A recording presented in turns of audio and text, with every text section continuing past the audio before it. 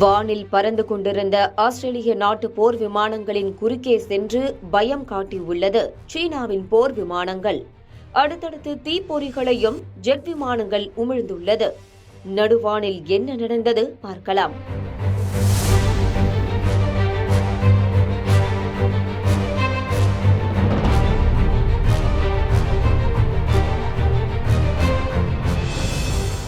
ஆயிரத்து 1948 ஆண்டு சீன குடியரசு வெளியிட்ட வரைபடத்தின் அடிப்படையில் யூ வடிவ கோடு என அழைக்கப்படும் பகுதிகள் தனக்கே சொந்தம் என சீனா உரிமை கோரி வருகிறது.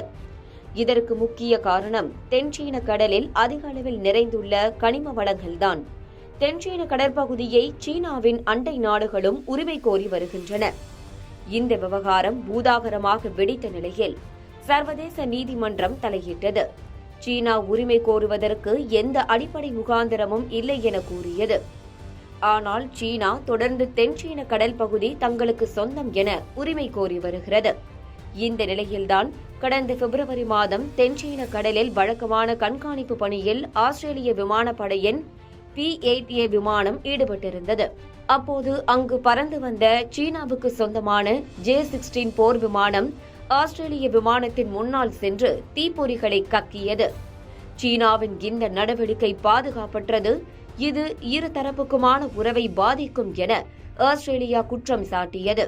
ஆனால் ஆஸ்திரேலிய போர் விமானம் வேண்டுமென்றே தங்கள் வான்வெளிக்குள் நுழைந்ததாக சீனா குற்றம் சாட்டியது. இதனால் இரு நாடுகளுக்கும் இடையே போர் பதற்றம் அதிகரித்தது.